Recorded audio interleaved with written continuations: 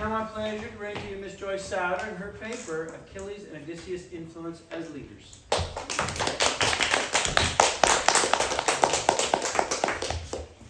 Homer's characters, Achilles and Odysseus, are leaders who aspired to guide their men through many troubling and tumultuous situations. A similarity they share is that they were men who were in positions of authority and had responsibilities to those under them. The choices they made affected not just themselves, but many other people too. The impact of these decisions, either beneficial or detrimental, had a large influence over the events and people surrounding them. An analysis of their stories from the Iliad and the Odyssey conveys the importance of leadership and how just one person's decisions can influence many others. Rulers are responsible not only for their own actions and choices, but also in part for how those choices impact the people who follow them. They must remember and remain aware that they are on a pedestal, and everything they do will influence how others view them and how they think and act. However, it is also salient to remember that those in positions of power should not be held entirely accountable for their followers' actions, since their people have the freedom to think for themselves and make their own choices, as evidenced by some examples from the Odyssey. The effect of a leader and his choices on the well-being of those who follow him can be a blessing or a curse. People in authoritative roles can have an enormous impact on the people and events around them. For example, Achilles' decision to remain out of battle impacted not just himself, but his friends, comrades, and the enemy as well. This choice indirectly resulted in his dear friend Patroclus' death, more unnecessary deaths for the Achaean army, and it benefited the enemy Trojans. Although this was only the action of one man, it had far-reaching consequences.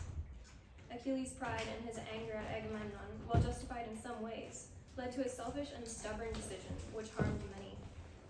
The instigation of the conflict between Achilles and Agamemnon began after the Achaeans plundered a town, and Agamemnon took Chryseis as a prize, and Achilles took Briseis. Because Chryseis was the daughter of a priest of Apollo, a plague was inflicted upon the Achaeans, and would only relent if Chryseis was returned to her father. This angered Agamemnon, and he demanded that he would only return Chryseis if Achilles gave him Briseis to make up for losing the priest's daughter. Quote, "But I will be there in person at your tents to take Briseis in all her beauty, your own prize, so you can learn just how much greater I am than you, and the next man up may shrink from matching words with me." End quote. This affront infuriated Achilles, and he swore an oath saying that when Agamemnon needed him most, he would not aid him. Both Achilles and Agamemnon's pride would not allow them to back down, and so this rift resulted in Achilles' withdrawal from battle, and neither of them would bend to the other. The power that Achilles possessed over his men meant that this choice would have far-reaching ramifications for the entire army. Once the battle had raged and many had died, Agamemnon finally attempted to appease Achilles by offering him many decadent gifts and asking him to rejoin the fight. While it can be argued that up to this point in the story, Achilles was justified in his decision to remain out of battle, once Agamemnon was willing to compromise his pride by requesting Achilles' help, his continued and adamant refusal to aid the Achaeans begins to appear more and more selfish and heartless. Quote, "I loved that woman with all my heart, though I won her like a trophy with my spear. But now that he's torn my honor from my hands, robbed me, lied to me, don't let him try me now. I know him too well. He'll never win me over." End quote. Achilles declared that he would not fight until the enemy reached the Myrmidon ships and shelters. Only then would he deign to consider joining the battle. By continuing to not fight, Achilles placed the worth of his pride above the value of the lives of his fellow Achaeans. His persistence and his rage cost the Achilles countless losses, hurling down to the house of death so many sturdy souls, great fighters' souls. End quote. Nestor commented on his lack of compassion by saying, quote, "Achilles, brave as he is, he has no care, no pity for our Achaeans." End quote. Achilles could have relented and agreed to rejoin the battle, especially after Agamemnon offered to bestow priceless gifts upon him if he returned. However, he did not budge. Instead, he persisted in laying hold of his pride and allowing his comrades to die. Zeus even stated that the tide of battle would not be turned in the Achaeans' favor until Achilles rejoined the fight. Quote, "Powerful Hector will never quit the fighting, not till swift Achilles rises beside the ships." End quote. If he had not remained out of battle for so long, many Achaean deaths could have been prevented, and even more Trojans could have been defeated. This display of selfishness for the sake of his damaged self-esteem is an example of one of Achilles' failings as a leader. He found his pride more important to him than the lives of his allies. Achilles' particular vices of overweening pride and hard-heartedness are manifested in the fact that his personal action superseded his responsibilities as a commander, which had disastrous repercussions for the Achaeans. The amplification of his particular vices affected not only himself, but all of the soldiers in the entire army as well. The occurrence that finally caused Achilles to fight was the death of his dear friend Patroclus. Once Patroclus was killed in battle, Achilles decided to fight in order to avenge his comrade. He told Agamemnon that their feud had come to an end, and realized that if he had fought sooner, more Achaean lives could have been saved.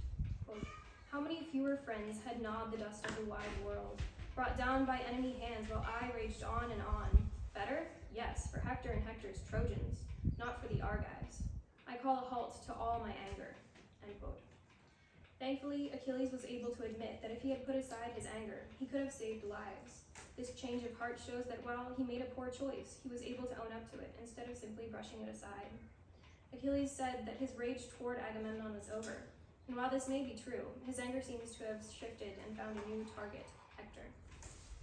Agamemnon accepted Achilles' declaration and replied to his words by essentially blaming his actions on the gods and shifting the blame over to others, similar to how Achilles transferred his rage from one person to another. Quote, "But I am not to blame. Zeus and fate and the fury stalking through the night, they are the ones who drove that savage madness in my heart.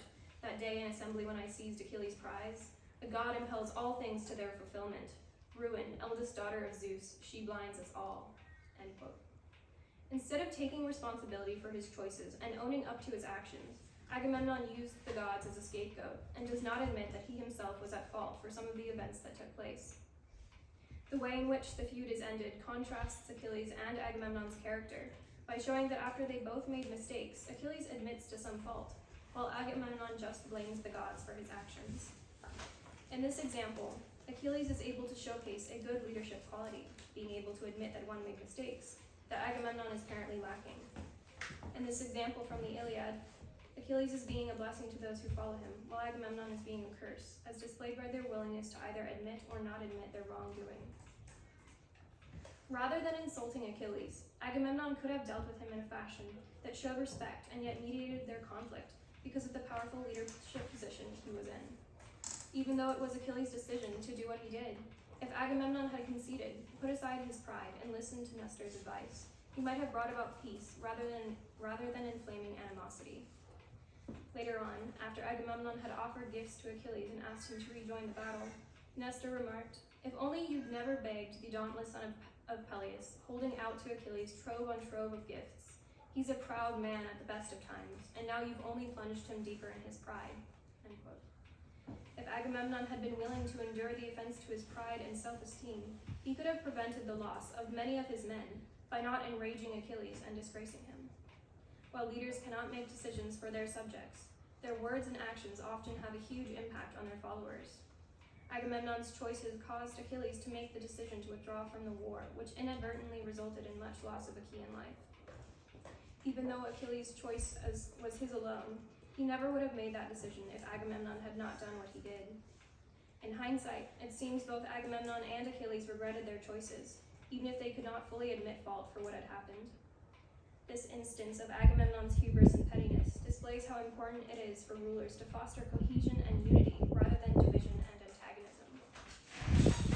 In Homer's Iliad, Achilles essentially chose to neglect some of his responsibilities as a leader. Instead of leading his people into battle, he sat on the sidelines as others fought for him. He left a vacuum in his wake when he chose not to fight because of his hard-heartedness and overweening pride. His withdrawal accounted for numerous deaths for the Achaean armies and allowed their enemy, the Trojans, to gain an advantage over them. Because of his stubborn refusal to rejoin the fight, one of Achilles' commanders and a dear friend ended up fighting in his place. Patroclus led Achilles' men and took on an aspect of his leadership role in order to aid their fellow Achaean comrades. Because of Achilles' inaction, his men took action, which led to Patroclus' unfortunate death.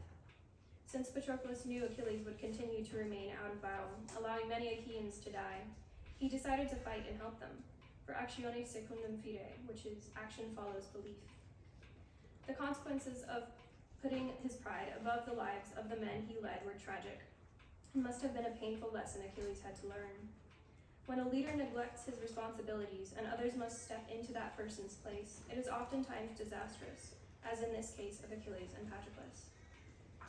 Another example of a leader who had a considerable impact on his men, sometimes for the better and occasionally for the worse, is Odysseus. Oftentimes, people in positions of authority give good advice that is not followed, which frequently results in negative consequences. A couple instances of when men ignored and disobeyed this well-founded guidance are showcased by Odysseus in the Odyssey. When he recounts his tale to King Achilles and his court, he tells them of a time when he and his men stormed and plundered the town of Ismaros. Odysseus explained that he told his men that they must leave quickly and return to the sea, but his men did not listen to him. Quote, "My men were mutinous, fools, on stores of wine. Sheep after sheep they butchered by the surf, and shambling cattle feasting." End quote. While his men indulged their gluttony, the island's inhabitants were able to mount an attack, which cost Odysseus's men many lives. If his men had heeded his command to leave, they could have avoided the attack and gotten away unscathed. Odysseus tried to impart beneficial advice to the men he was leading, but they chose to ignore it, and thus reaped the consequences.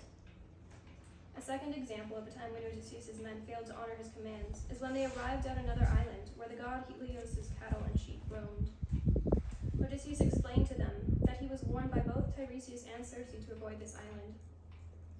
Quote, "Nothing but fatal trouble shall we find here. Pull away then, and put the land astern." End quote. However, one of Odysseus's men, Eurylochus, spoke out claiming they were all partially dead from weariness. He complained that if they did not make landfall, they could be caught in a storm at night.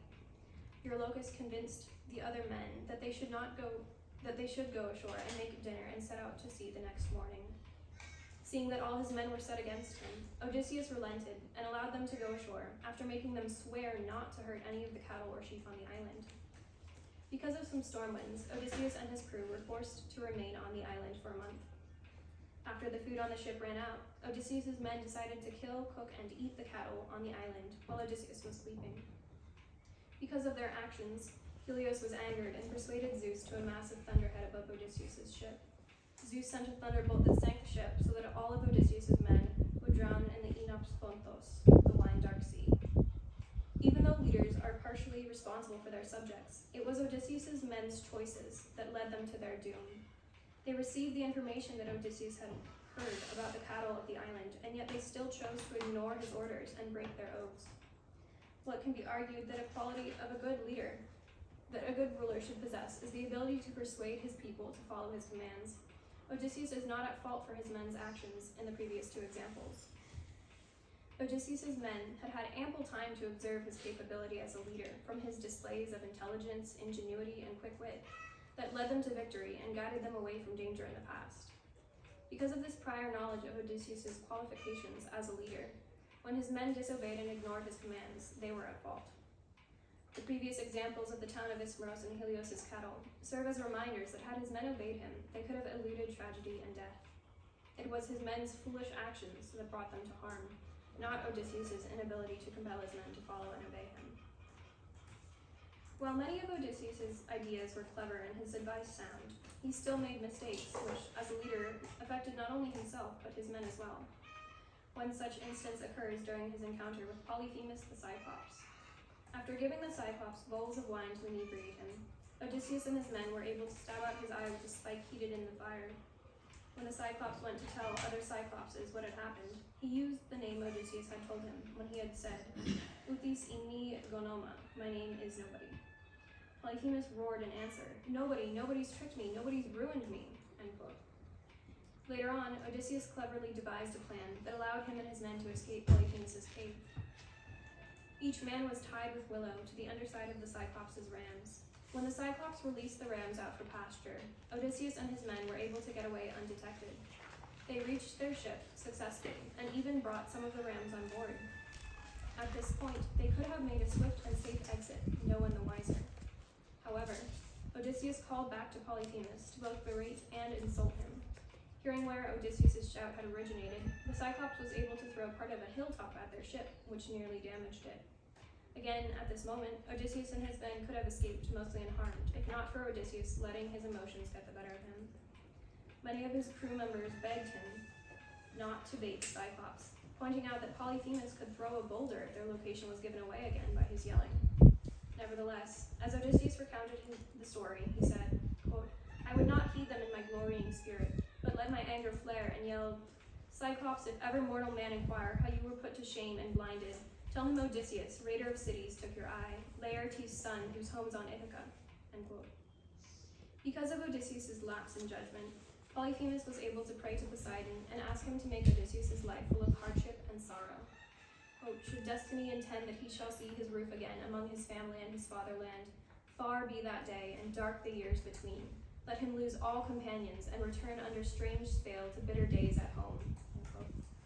While this could simply have been foreshadowing for the plot of the Odyssey, it could also be interpreted that if Odysseus had not given Polyphemus his name, his journey home might not have been so long and hard. If this is the case, then Odysseus' temporary lapse in judgment could have cost him the lives of his men, since none of them returned with him to Ithaca. Even if this is not the case, it was still foolish for Odysseus to call out to the Cyclops and take unnecessary risks, since he was not risking just himself, but also his men. This part of his story displays an instance of Odysseus' faulty leadership choices. While he was clever at the beginning of the story about the Cyclops, his choices took a turn for the worse by the end. A second example of Odysseus exhibiting poor leadership can be found in the story of the Bag of Winds. Odysseus and his crew were hosted for a month by King Aeolus, who was king of the winds. In exchange for telling Aeolus about the Battle of Troy, the king gifted Odysseus with a bag that contained bottled storm winds to aid him and his men on their journey home. Odysseus had manned the sails for over a week with no rest and had not let anyone else do it in order to preserve the wind and ensure it did not escape. Quote, "I had worked the sheet 9 days alone and given it to no one, wishing to spill no wind on the homeward run." End quote. When they were almost to land, he finally fell into an exhausted sleep. While he slept, his crew began to guess about what was in the bag. They came to the conclusion that it must be silver and gold, and were jealous that while Odysseus had plenty of plunder to bring home, they, who had traveled with him for so long through so many trials, would return empty-handed. Quote, "Temptation had its way with my companions, and they untied the bag," end quote, releasing all the winds at once, which caused a hurricane that blew their ship all the way back to Aeolia. Although Odysseus did not directly cause his men to open the bag full of winds, it can be argued that he did indirectly drive them to it. Firstly, anyone would be curious about the contents of a bag that was kept secret, but in plain sight. The men cannot be faulted for wanting to know what was inside of it. Second, it was a fair assumption that the bag contained wealth, because what else would a bag contain that caused its keeper to not let it out of their sight, but never disclose its contents to prying eyes? Lastly, if Odysseus truly had so much plunder and had not gifted any to his crew, who had been with him through so much, their bitterness and jealousy seems well-founded, and it is sensible that they would want to take some wealth for themselves as a reward for all the troubles they had been through. If Odysseus had simply told his men that King Aeolus had given him a bag full of wind to help them sail home, the entire fiasco could have been avoided. With all Odysseus' cleverness and intelligence, he somehow did not foresee that his men would open the bag while he was sleeping. If he had been more transparent and communicated with his men more openly, he could have shared this information with them, which would have prevented the unfortunate situation. Even though Odysseus is not entirely to blame for what happened, it seems like an oversight on his part that could have easily been avoided. Odysseus had seen in the past that his men were prone to temptations, like gluttony and greed. But in this specific instance, he failed to foresee the outcome, which brought disaster on them all. Understanding the temptations and struggles of his men was an important part of being a leader that Odysseus should have foreseen in order to forestall the unfortunate result.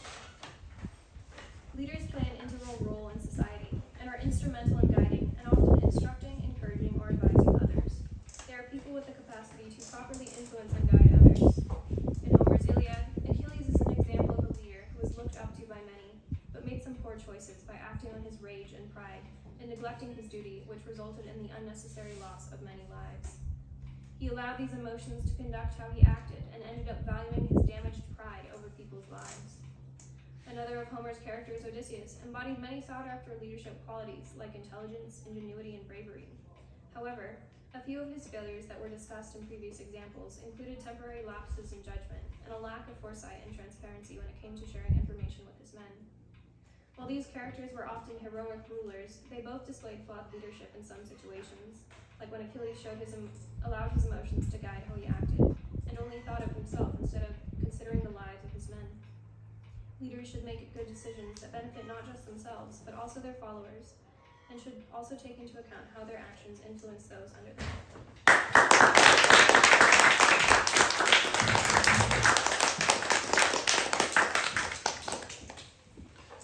Your paper focused a lot on the necessity of good leadership, and one interesting essay I saw was by a friend of mine talking about pastors, and the essay was on how to be a good parishioner. And oftentimes, pastors need to be this, pastors need to be that, but the idea of the essay was, what does a parishioner need to be? And we oftentimes think of the success of a church being kind of the outworking of the pastor's leadership. Well, the general thrust of your paper seems to be kind of in this direction, that it's the leader's actions that are the most essential. And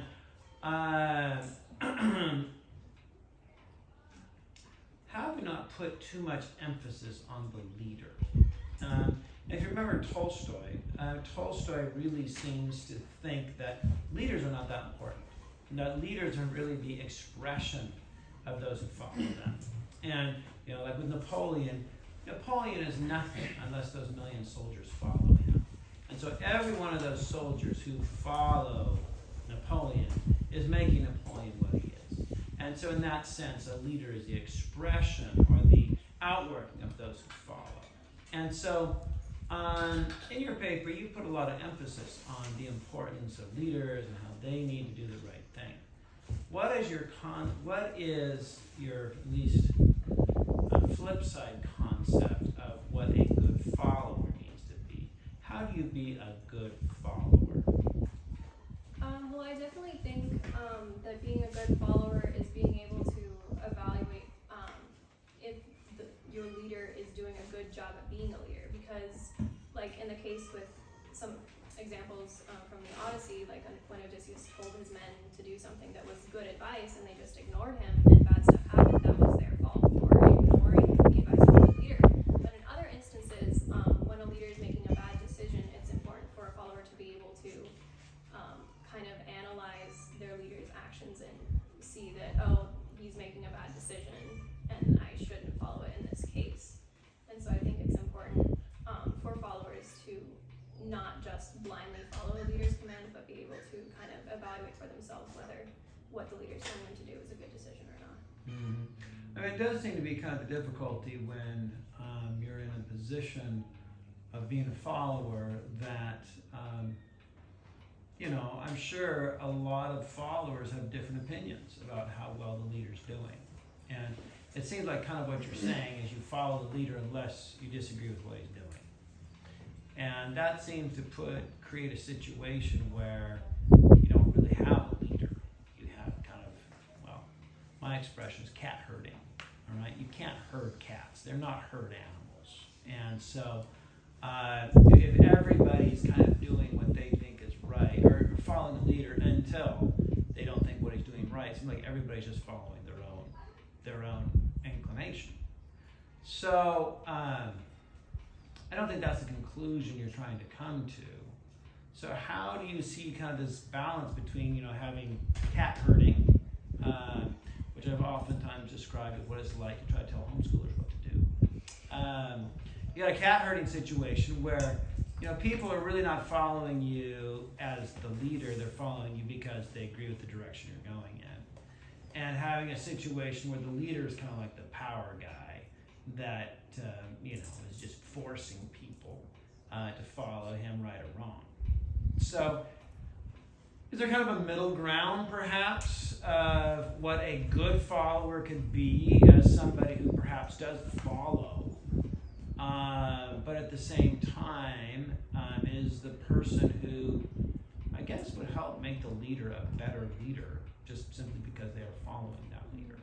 Yeah, I think definitely a part of being a good leader is being able to take advice from other people and, listening to what your people want. Like, if you're a representative of people, you need to be listening to what they want and not just be a dictator and just force them to do things. Because if you're a leader and you're just telling your people to do something that they don't want to do, that's basically being a dictator. But then I think also, as a follower, like, if leaders like commands are telling you to do something that's like outside of the law, obviously that's a time when you could like disobey. But I definitely think like there comes a point when for the American Revolution, like when they revolted against the king, then like there are times when it is like necessary for followers to go against what a leader is telling them, but up to a certain point, I think that not everyone's going to be happy with leaders' choices, so like some people won't always be happy and they'll have to deal with it. Yeah. I cannot remember if you were here for our 7 a.m. lecture this morning, Paul's lecture.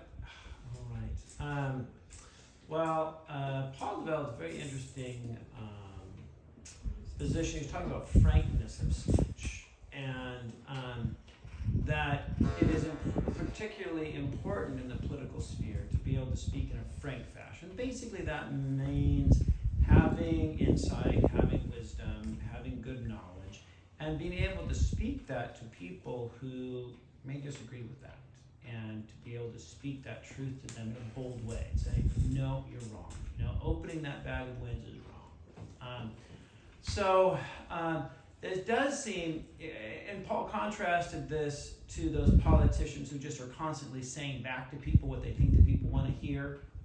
Yes, you should deserve less taxes and more government programs, of course, all right? These politicians who are constantly telling people what they think the people want to hear. And so contrasting that with that sort of frankness of being that person who has to be able to speak truth, even when it's kind of hard. A leader seems to need to have the courage to do that. And is there a sort of follower who would diminish a leader's ability to do that? That would kind of, you might say, turn a leader into just that sort of person who's constantly looking for what the people want to hear and telling it back to them. Yeah, I definitely think like with the example of politicians, a lot of times like for a politician to get elected, they have to say certain things to appeal to like a certain group of people to get their vote. And so like to a certain point, lots of politicians will just say whatever they feel like they need to say in order to get that vote, and they're not saying what they actually think. And so I definitely think it's important for leaders to be able to be honest about their opinions and not just, not say certain things so that they're not like offending people or just saying what people want to hear. We're kind of going farther and farther afield from your topic here, but it does seem to make you wonder whether or not in a democracy leaders can really be that. In a democracy where you have a situation where leaders are constantly vulnerable to the people saying, psh, you're out of there, does that create a situation in which a leader's constantly worried about the next election and has to keep his ear very close to the ground to hear what the people are saying these days? It seems like there's a reason our Supreme Court justices are not up for re-election. It's a lifetime appointment. Should we, I think back to monarchs, a king was like that, a lifetime appointment. He was king until he died. And sure, there were kings that were tyrannical, but there's time that kings who carried that weight of knowing they had to speak what was true. They weren't just listening to what the people wanted to say. It was their job to be the frank speaker and say, this is the truth, I'm sorry, we have to do this. Does democracy create leaders that are really not leaders? I feel like that's a big question. That's why I asked it. I would say it depends a lot on the leader and their like values, because I feel like some of them would value more being honest and speaking frankly. So I don't think it's specifically democracy that would decide if leaders can be good leaders or not good leaders. I think it's more up to the person, the individual that is the leader, and their values and morals. Mm-hmm. Yeah, I can't remember if it's Plutarch or Thucydides who says of Pericles, the great Athenian orator. He says, Athens under Pericles was nominally a democracy. It was a democracy in name only, because Pericles was so influential and so persuasive that people followed him absolutely. Is democracy capable of producing the men who can give that sort of speech that is so persuasive of what the truth is, that even though they don't want to hear it, they will receive it? I feel like in some ways yes, but like nowadays with there being like very polarized views, it's very easy for like one side to take what another side is saying and completely change it. So I don't think that one person saying something they won't persuade like everybody else. It's like a lot easier now to like find other sources and hear different viewpoints about something. Mm-hmm. Yeah, well, I would love to have a culture that would be able to produce, men and women that could lead in such a fashion, that could be those people that are capable of giving that sort of judgment. And I'm not sure if our culture is that sort of culture.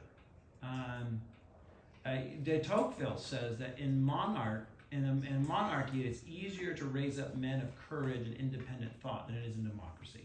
Democracy, men are slaves to popular opinion. We're fearful of popular opinion.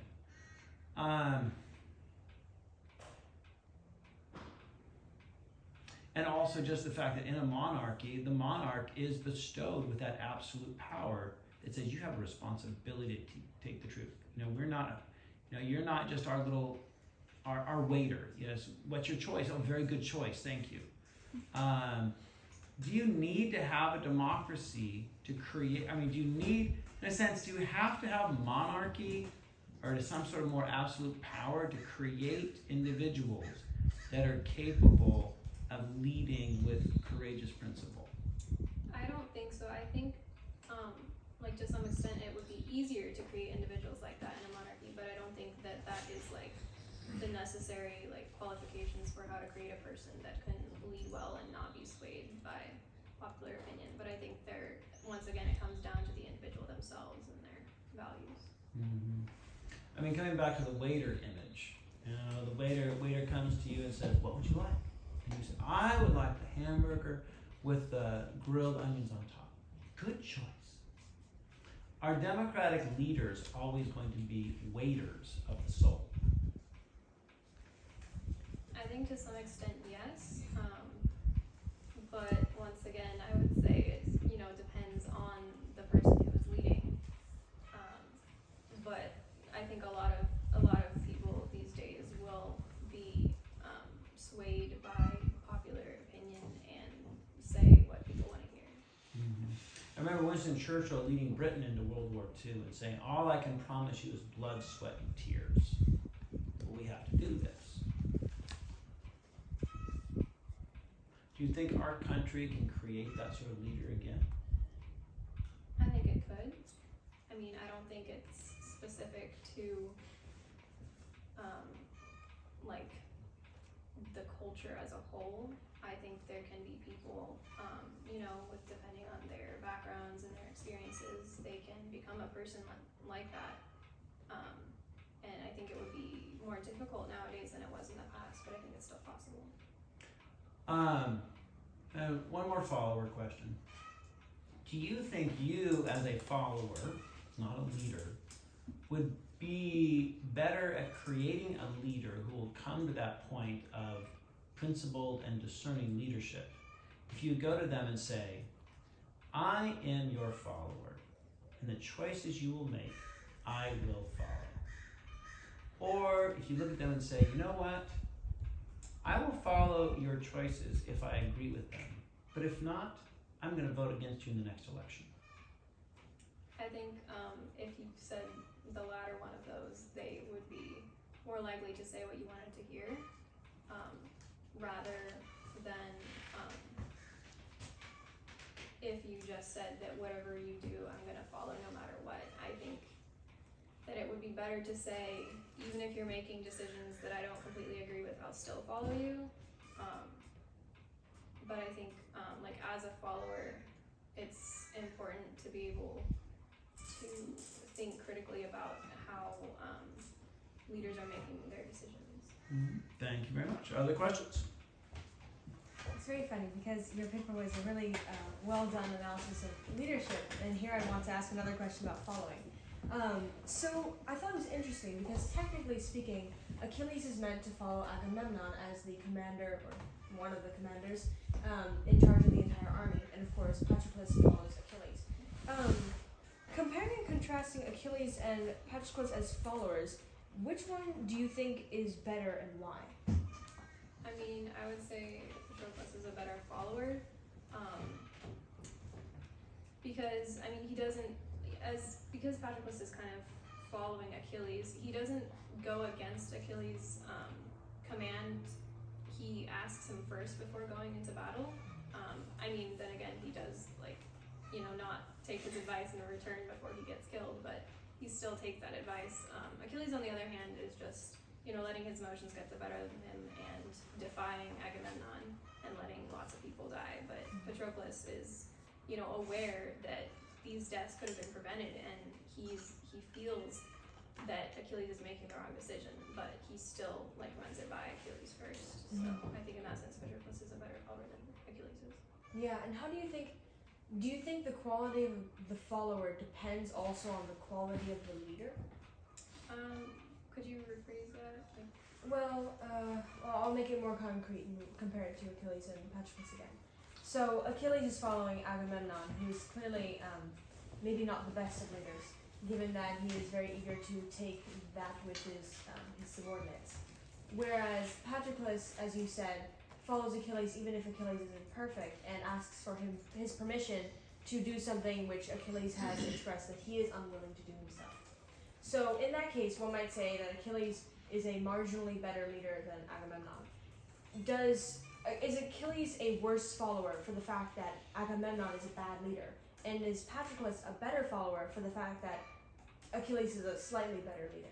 Yeah, I would agree with that, because I mean, I had a paragraph in my paper talking about Agamemnon and how he could have prevented things, how he lead it differently, because he was kind of the head of all of the armies, of all the Achaeans, and by just doing one thing and taking Briseis from Achilles, he just kind of created all of the events that happen after that. And so I mean, if you're a leader and you're acting on bad choices, then it would kind of seem to be that your followers would also be then acting on bad choices as well. And so I think it kind of can be a cascade of events that would happen. If a leader makes a bad choice, then it kind of just follows down the line. I don't know if this is a question or just a comment. Speaking to Mr. H's conversation with you, there's a term called intelligent disobedience, and it's referring to senile dogs. When the master is telling the dog to do something that the dog sees a danger, the dog will disobey. It will not do it. No matter what you do, that dog won't do it. And that kind of comes into the follower. When a leader is telling you to do something that is immoral, unjust, or criminal, that you just refuse to do it. And I think when us as followers do that, then we'll get the type of leaders we deserve. Yeah, I agree with that. I think that it's important to not just be blind followers to whatever your leaders are doing, not to just kind of make a leader an idol and just kind of worship whatever they do and do everything they say. I think it's important to be able to evaluate what they're telling you to do. So, again, fantastic paper. Throughout your paper, I noticed the recurring phrase, he could have. And that in turn reminded me of a hymn that I've grown up singing. And the chorus has the line, he could have called 10,000 angels to destroy the world and set him free. He could have called 10,000 angels, but he died alone for you and me, with reference to Christ. And that in turn reminds me of John 6:38, where it says, for I have come down from heaven not to do my will, but to do the will of him who sent me. And so what I'm trying to work towards is a rather linguistic and semantic question. It seems like within your paper, you're doing an exposition more or less of 1 Corinthians 10:23. I have the right to do anything, you say, but not everything is beneficial. I have the right to do anything, but not everything is constructive. And so if we apply this talk of responsibility and this talk of will, making choices, to the free will and predestination conversation, I'm kind of wondering, linguistically or semantically, what would you think of using like a phrase loaned will? Because again, it seems like what you're going with is this idea that you are free to make choices as a leader and a follower, but you have a responsibility. You are a steward of the land. You are a steward of, doing good things to people and so on and so forth. So I'm just kind of wondering what you think of this idea of loaned will as like a mediating phrase in that tough conversation. I'm not completely understanding what you mean by loaned will. Right. So, loaned as in, maybe a better word is given, like provided will.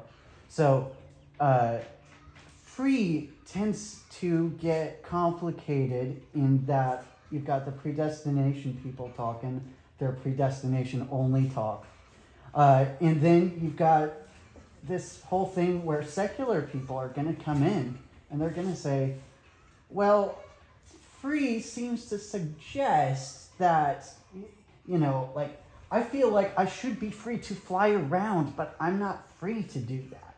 So I will to fly around, but I'm not free to do that. So what's happening here? That's what some people would say in the culture. So I'm just kind of wondering, in the free will and predestination conversation, what would you think of loaned will or given will?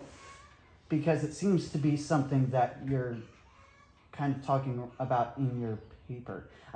Does that make a little bit more sense? So are you saying that even though followers might have free will, they're not always free to make choices that they would want to because of laws that the leaders have made? Yeah. And Okay. I'm wondering how you would situate this within the free will and predestination conversation. I mean, I've always been more on the side of free will rather than predestination. So I would say that, even if followers are unable to make unable to take action because of something, they're still in their mind they can still rebel or disagree with what the leader is doing. But I'm on the side of free will, not everything is predestined. So I'm not exactly sure how you want me to tie that into what I was talking about. No, that was great. Oh, That was fantastic. Yeah, it was a rather loaded question that I gave you, and I think you did a great job there. Yeah, all I really wanted to know is in this free will and predestination stuff that happens, where do you land, and do you think, are you like a mediating type, or do you land toward one camp or the other? Yeah. And you answered that really well. You gave a number of examples about Odysseus where primarily the negative example that you give of faults in his leadership. If you look at Odysseus' relationship with his men, what would you say would be the moment that typifies the best example of leadership done correctly in his story? I would say I specifically went through the Odyssey and tried to find times when he was making bad decisions, because a lot of the other times he's being a good leader, he's making great decisions, but I wanted to find the examples where he was, making a bad decision which would have a negative impact on his men. So I'd say most of the other instances throughout the Odyssey, he's often making good and beneficial decisions for his men. So I kind of tried to ferret out the ones that I thought were core examples. But throughout the entire story, he's making decisions to help his men and take them out of danger, and going back for them when it would be safer to go on. So I wouldn't point to a single example, but I'd say there's a lot throughout the story. Yeah. The conclusion of your paper was leaders should make good decisions that benefit not just themselves but also their followers, and should also take into account how their actions influence those under them. You seem to finish with this exhortation that leaders should lead well and to benefit those who are under them. And so if you don't want to use a singular example, can you use two examples from Odysseus that show your vision of what good leadership looks like? You could take the example of the idea of the Trojan horse. That was a very ingenious idea that he used that allowed the Achaeans to get into Troy. another example of like one that I used in my paper is, you know, like the town of Ismaros, when he was giving his men good advice, they didn't follow it, they had followed it, that would have been beneficial to them. He was displaying good leadership there. Thank you very much. Alright, that was a really fun paper. I enjoyed hearing it. So going off of a question Anna gave a little while ago about good leaders sort of making good followers. I know you didn't use these examples explicitly in your paper, but it called to mind sort of two instances in the Odyssey, the Lotus Eaters and Circe. With the Lotus Eaters, Odysseus' men were tempted to stay, and Odysseus had to drag them away kicking and screaming and saying like, no, we're not staying here, we're getting out of here right now. And Odysseus was not tempted in any way on that island. He knew like right away this was wrong. However, with Circe, Odysseus chose to stay there for a whole year, and his men had to remind him like, hey, aren't we going home ever? For him to finally like wake up and realize, oh yeah, we were doing that, weren't we? So would that, I suppose, be an instance of, because of Odysseus' previously good leadership, his men were able to still be good followers in that instance, even when Odysseus had failed? Yeah, I think that is one of the examples that I considered putting in my paper. It's kind of similar to the example of when they were telling Odysseus not to yell back to Polyphemus to like endanger them. I mean, not as like imminent in this example because they're just kind of hanging around Circe's island. But I definitely do think that that is an instance of when his men were kind of, you know, able to kind of remind Odysseus like what their goal was, and they were able to do that because of all that they've been through in the past. Okay, thank you. So to kind of follow off the following, or to follow the follower trail, there's a president who served recently who had a fierce group of supporters and who was fiercely judged. And so how much does, I guess, you mentioned at the beginning of the paper that the quality of the followers don't necessarily define, or the leader shouldn't be held responsible necessarily for everything that the followers do. How much of that leeway is given to the followers? Because they do have that choice to follow the leader. How much is that reflected in them, and how should they be judged? That is definitely a hot topic now with hearings and everything.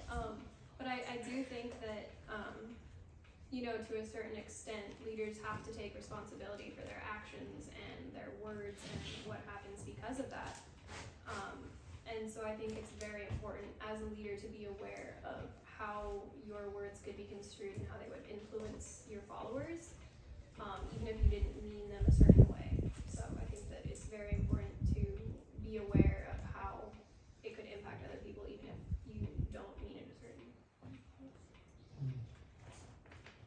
I was thinking back to Socrates' statement that you see so much of wisdom and humility, knowing what you do not know.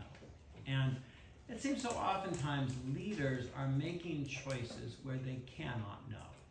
And do you go to war in Sicily or not? Will the war in Sicily be great or will it be a disaster?